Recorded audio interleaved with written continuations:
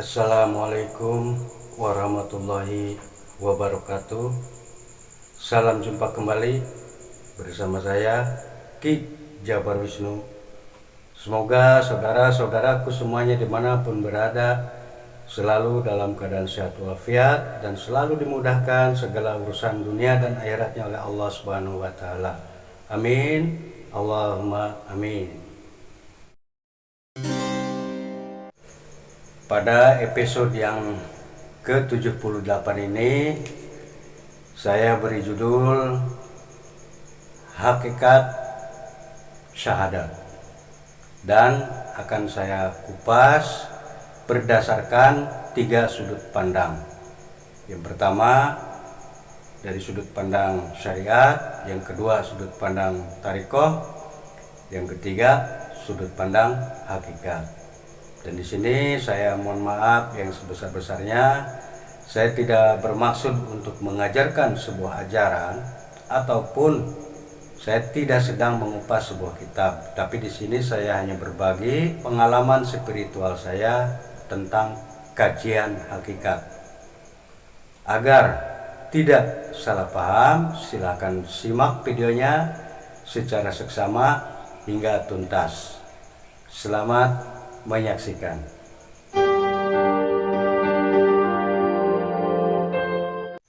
Miftahul Jannah, la ilaha illallah. Miftahul Jannah, la ilaha illallah. La ilaha illallah Muhammadur Rasulullah. La ilaha illallah Muhammadur Rasulullah. Allahumma sholli wa sallim wa barik ala sayyidina Muhammadin al-ridati wa sirri fi sahiril asma'i wa sifati wa ala alihi wa sahbihi wa sallim. Saudara-saudaraku yang dirahmati Allah dimanapun berada, seperti sudah kita ketahui bersama seluruh umat muslim di dunia, bahwa rukun Islam itu ada 5. Yang pertama yaitu membaca 2 kalimat syahadat. Yang kedua mengerjakan sholat 5 waktu. Yang ketiga melaksanakan ibadah puasa di bulan suci Ramadan. Yang keempat membayar zakat. Dan yang kelima menunaikan ibadah haji bagi yang mampu. Dan pada kesempatan ini saya ingin sedikit berbagi pengalaman spiritual tentang kupasan tauhid ataupun hakikat daripada syahadat.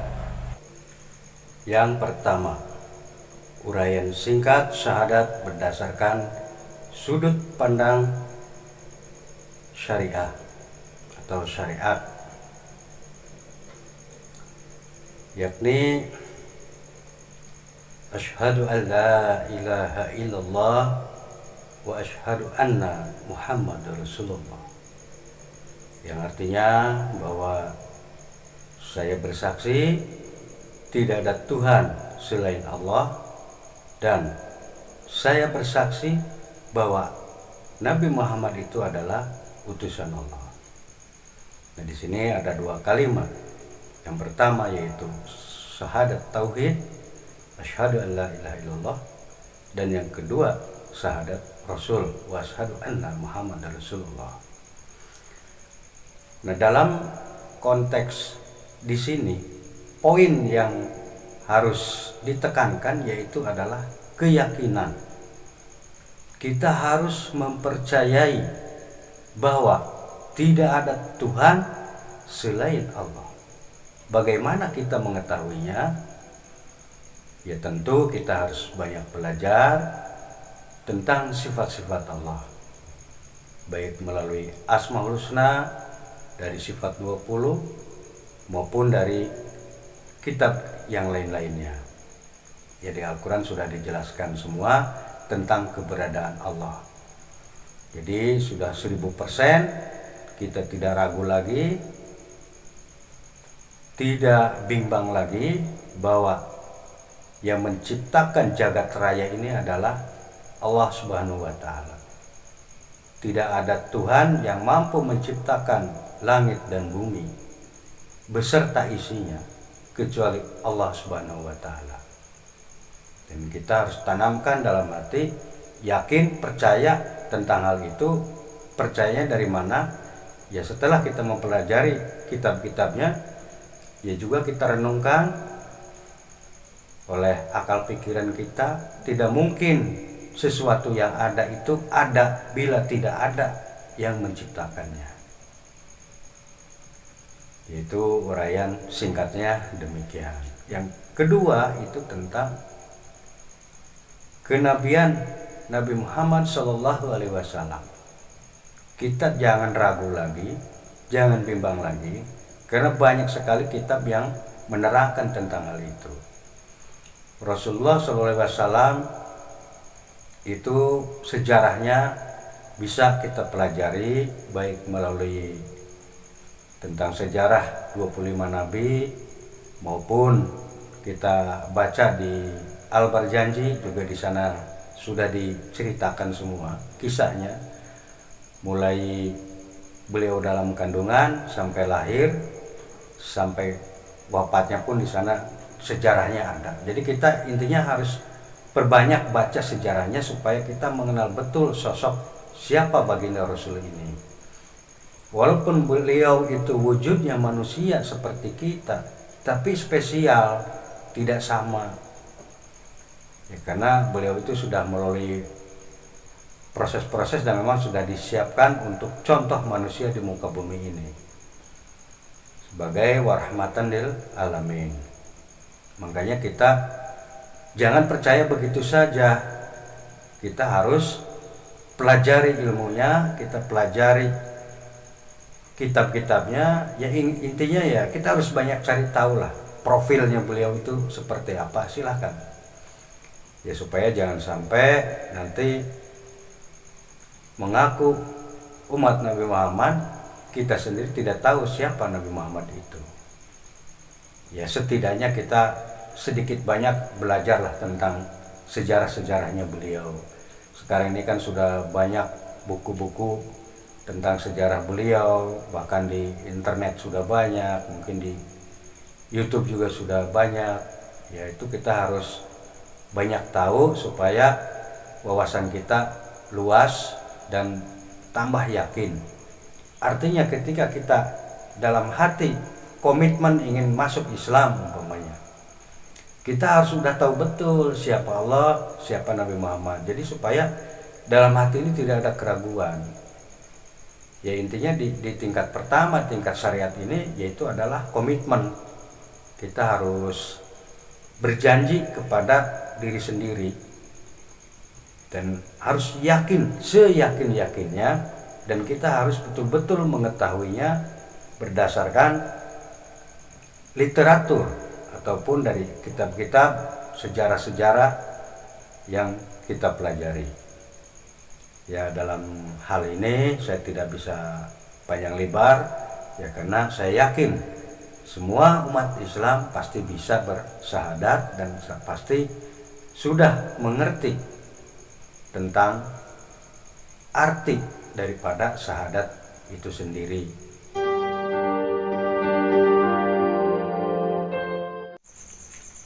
Saudara-saudaraku yang dirahmati Allah, pembahasan yang kedua yaitu berdasarkan kacamata thariqah. Diperumpamakan dalam sekolahan. Jadi bila di syariat itu misalnya SD, ini umpama. Nah kalau tarekot itu berarti SMP, Kalau hakikat itu berarti SMA. Nah sekarang ini yang kedua, kita berdasarkan tingkatan di SMP. Syahadat berdasarkan sudut pandang thariqah. Asyhadu an la ilaha illallah wa asyhadu anna Muhammadar Rasulullah. Asyhadu an la ilaha illallah. Saya bersaksi tidak ada Tuhan selain Allah. Kapan kita bersaksinya? Dan bagaimana membedakan Tuhan dan Allah? Karena situ kalimatnya saya bersaksi tidak ada Tuhan selain Allah. Kalau kita tidak tahu Tuhan, tidak tahu Allah, bagaimana kita bisa membedakan? Tuhan itu bisa dalam bentuk apapun. Kita bisa mentuhankan apapun. Sesuatu yang dicintai, sesuatu yang kita puja-puji, itu bisa dikatakan Tuhan. Makanya dalam tingkat thariqah ini harus lebih spesifik lagi, supaya kita betul-betul murni akal pikiran kita, hati kita kepada Allah Subhanahu wa Ta'ala. Hilangkan segala-galanya kecuali hanya satu, yaitu Allah Subhanahu wa Ta'ala. Karena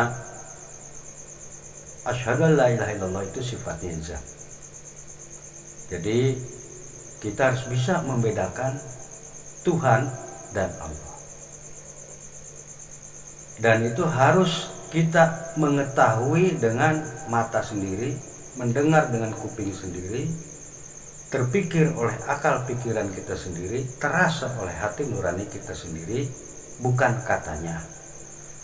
Karena yang dikatakan saksi itu adalah yang mengetahui secara langsung dirinya sendiri, alias bertajali. Jadi kalau katanya berarti tidak bisa dijadikan sebagai saksi. Nah di sini kita ini saksi sejati apa saksi palsu? Ya kalau katanya itu berarti saksi palsu. Ya kalau kita tahu dengan diri kita sendiri, itu baru dikatakan saksi sejati. Bagaimana mengetahuinya?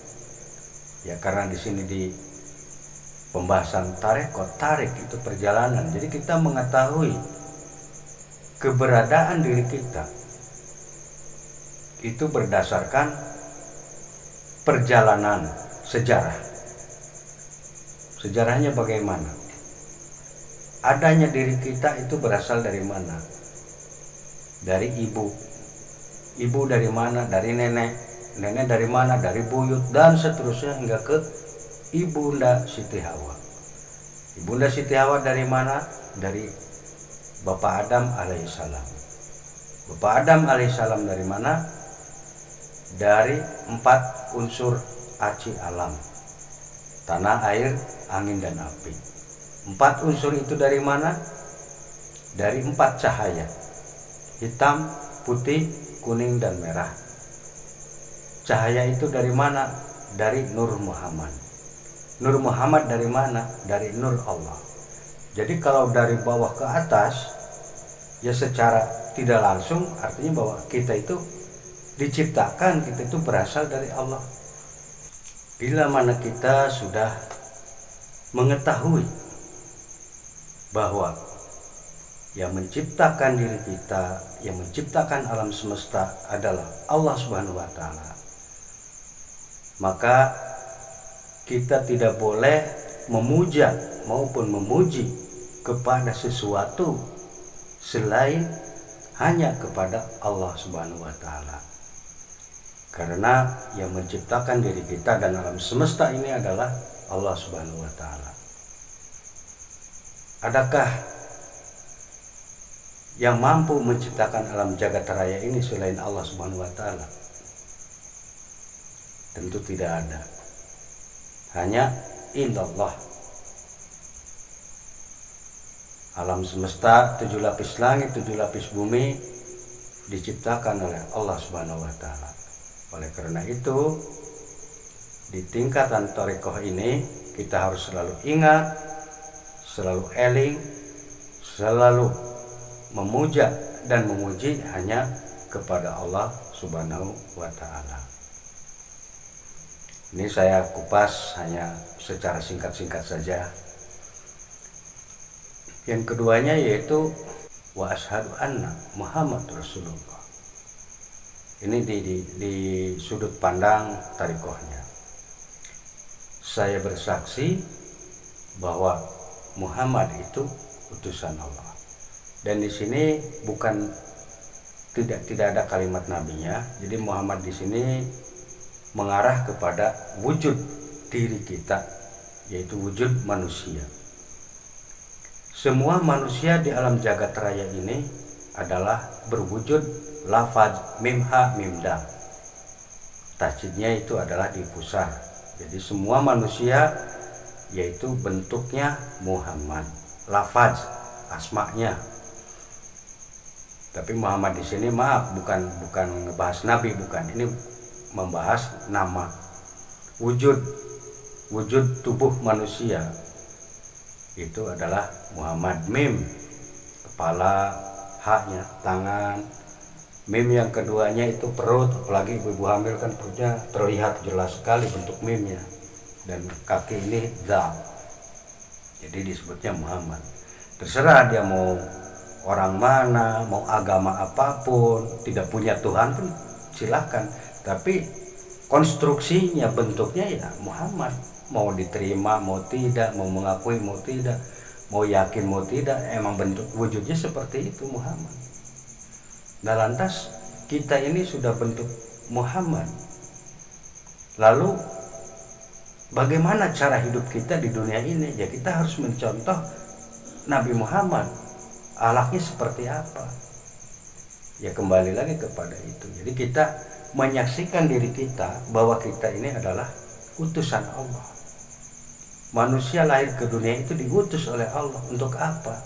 Untuk warahmatan lil alamin, untuk melaksanakan ibadah, untuk melakukan pengabdian kepada Allah Subhanahu wa Ta'ala. Tidak iseng-iseng diciptakan untuk hal-hal yang tidak bermanfaat. Diciptakan kita sekarang hadir di dunia ini adalah karena kita mengemban tugas, yaitu beribadah kepada Allah Subhanahu wa Ta'ala, menjalankan segala perintah, menjauhi segala larangannya. Mau dilaksanakan ataupun tidak ya terserah, mau percaya mau tidak terserah.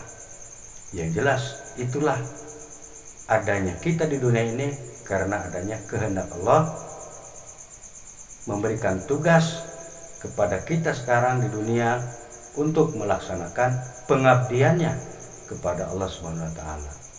Karena waktu di alam ruh kita sudah ditanya sama Allah, siapakah aku? Kata Allah, ruh menjawab, engkau adalah Robku. Makanya diuji sama Allah di dunia ini, coba dilahirkan ke dunia, beriman atau tidak, menuruti perintahnya ataupun tidak. Jadi hasilnya ya nanti kita sendiri yang akan menanggungnya setelah kita di alam akhirat. Nah, kupasan syahadat di tarikoh di sini adalah pertama, kita sadar tentang tubuh batin. Yang kedua, kita sadar wujud tubuh lahir. Tubuh batin adalah ruh, tubuh lahir adalah raga kita, wujud kita. Itu uraian singkat berdasarkan tarikoh. Jujur saja ini masih panjang pembahasannya, ya mungkin bisa kalau mau dibuatkan semua bisa terdiri dari beberapa video khusus di tingkatan tarekat saja nih. Waduh, luar biasa luasnya. Jadi saya singkat-singkat saja, garis besarnya seperti itu. Jadi yang perlu ditekankan di tarekat ini adalah kita harus betul-betul mengetahui oleh akal pikiran kita, merasakan oleh hati nurani kita bahwa tidak ada Tuhan selain Allah dan Muhammad itu adalah utusan Allah. Jadi kalau kita sudah sadar ke hal itu, maka kita harus mengikuti segala apa yang menjadi perintah-perintahnya.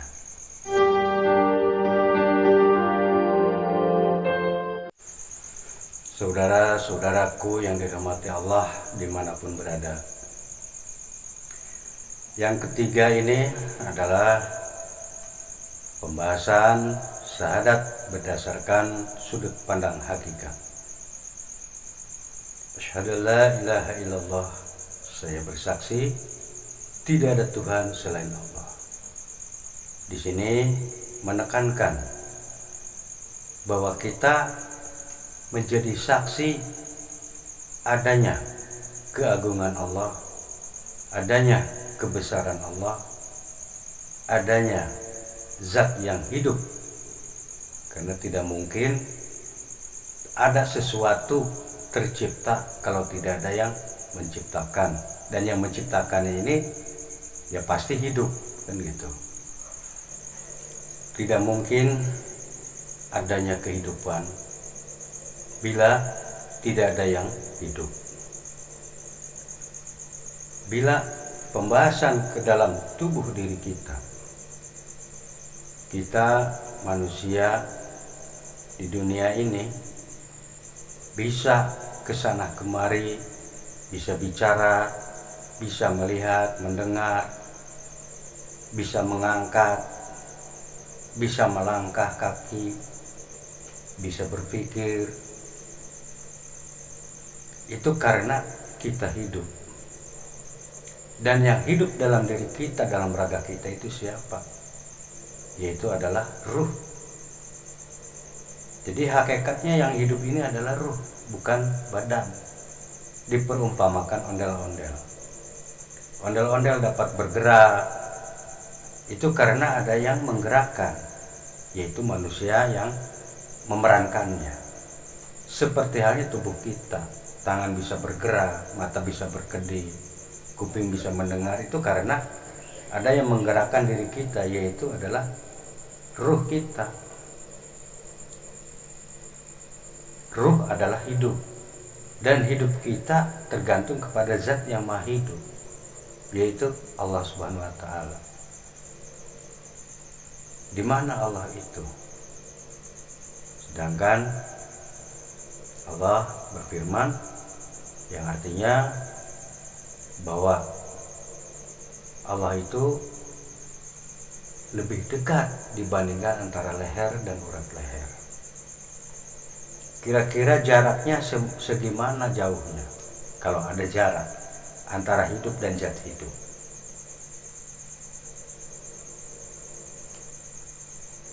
Itu tidak ada jarak. Siang dan malam, selama kita hidup, ya selama itu pula kita harus selalu memuja dan memuji. Ya artinya selama hidup di dunia ini. Artinya di sini kita menyadari, kita bersaksi, kita sadar bahwa tidak ada yang mampu menghidupkan diri kita kalau bukan zat yang maha hidup. Jelasnya yang membuat manusia tampak hidup itu hakikatnya adalah ruh. Jadi hidup itu adanya di ruh, bukan di badan. Kalau badan biasanya adalah bernapas, dan napas itu fungsinya adalah untuk memfungsikan seluruh organ-organ tubuh kita. Napas dipompa melalui paru-paru, dan paru-paru berfungsi untuk memompa, mengerjakan supaya jantung ini bisa keluar masuknya darah, mengalir ke jaringan-jaringan tubuh saraf-saraf kita untuk pertumbuhan tubuh, supaya kinerja tubuh terus berfungsi. Contohnya, ketika ruh keluar dari badan, maka badan akan kaku, membisu, tidak bisa bergerak, tidak bisa berbuat apa-apa. bahkan semakin lama semakin membusuk. Tetapi selama ruh masih ada di badan, berapa bulan kita nggak mandi pun tidak akan bau busuk. Ya paling ya bau kambing lah gitu. Jadi yang membuat badan ini segar yaitu karena ada ruh, ada kehidupan dalam tubuh kita. Bila ruhnya keluar ya sudah, 3 hari saja udah bau busuk, udah dikerubutin lalat hijau, udah lalat bangkai itu udah ngerubunin gitu kan. Nah, jadi di sini jelas bahwa napas itu fungsinya adalah untuk mengoperasionalkan jaringan-jaringan tubuh, badan saja, organ-organ tubuh. Tetapi hidup sendiri adanya adalah di ruh. Buktinya dalam kandungan ibu kita menyelam dalam air ketuban, kita tidak bernapas, hidup. Telur ayam yang 1 menit sebelum menetas dia sudah berbentuk ayam, dan jantungnya pun berdenyut-denyut gitu. Yaitu sudah hidup gitu tanpa napas. Jadi hidup itu adanya adalah di ruh, bukan di badan. Ya badan itu napas itu hanya untuk pertumbuhan, dari mulai embrio sampai ke janin, ke bayi, sampai jadi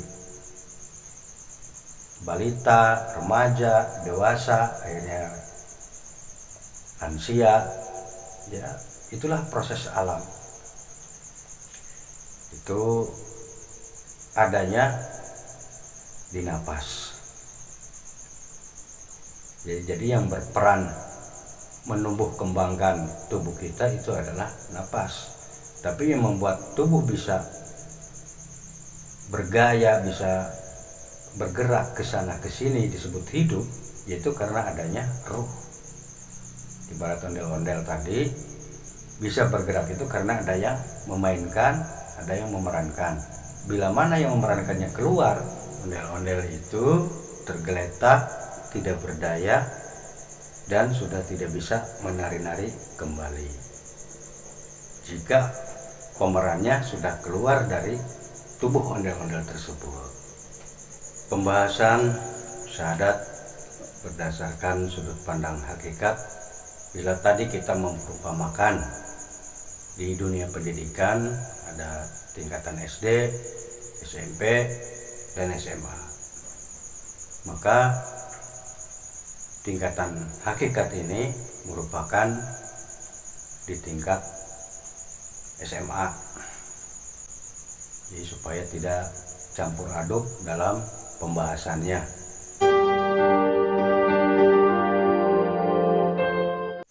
Lalu wa asyhadu anna Muhammadar Rasulullah, saya bersaksi bahwa Muhammad itu adalah utusan Allah.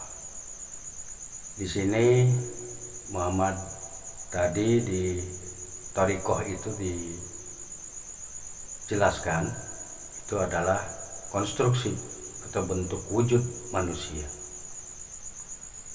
Dan tubuh manusia ini dikendalikan oleh hati. Dan di dalam hati itu ada rasa. Nah, kesimpulannya bahwa Muhammad di sini adalah rasa yang ada dalam hati kita. Itulah yang Allah perintahkan kepada tubuh manusia. Makanya dalam hidup di dunia ini kita harus menggunakan hati. Bagaimana caranya? Ya tentu kita belajar melalui sunnah-sunnah Rasul. Bagaimana cara kita menggunakan hati? Karena di sini ada yang mengganggu hati, yaitu 4 nafsu.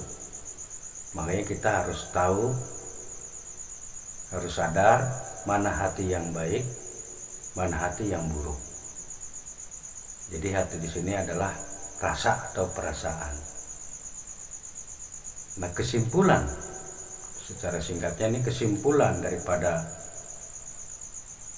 hakikat syahadat, yaitu kita harus menyadari adanya ruh yang hidup dan adanya badan, yaitu hati nurani. Rasa dan ruh tidak bisa dipisahkan. Tapi harus digarisbawahi bahwa rasa di sini bukan rasa lahiriah, misalnya rasa dicubit sakit atau makan cabai pedas atau garam asin, bukan rasa itu, tapi maksudnya adalah rasa yang ada dalam hati kita ya. Bila mana kita sudah memahami hal tersebut, bahwa dalam tubuh kita ini yang berperan adalah ruh dan hati, maka kesimpulannya bahwa kita hidup di dunia ini adalah ketitipan badan lahiriah atau ondel-ondel lah. Jadi kita harus mampu menggerakkan ondel-ondel ini kepada jalan yang benar, yang diridhoi oleh Allah Subhanahu wa Ta'ala. Semuanya sudah tertuang di dalam Al-Quran dan sudah dicontohi oleh Rasulullah, ya kita tinggal mengikutinya saja. Inna lillahi wa inna ilaihi raji'un, asal dari Allah dan harus dapat kembali kepada Allah. Apa? Yaitu ruh kita. Karena raga ini akan ditinggalkan dan ruh yang akan mempertanggungjawabkan untuk apa raga ini digunakan selama hidup di dunia. Demikianlah uraian singkat tentang hakikat syahadat. Mohon maaf atas kesalahan dan kekurangan diri saya, karena saya sadar bahwa saya fakir ilmu, saya harus banyak belajar, dan saya akhiri. Wabillahi taufiq wal hidayah. Wassalamualaikum warahmatullahi wabarakatuh.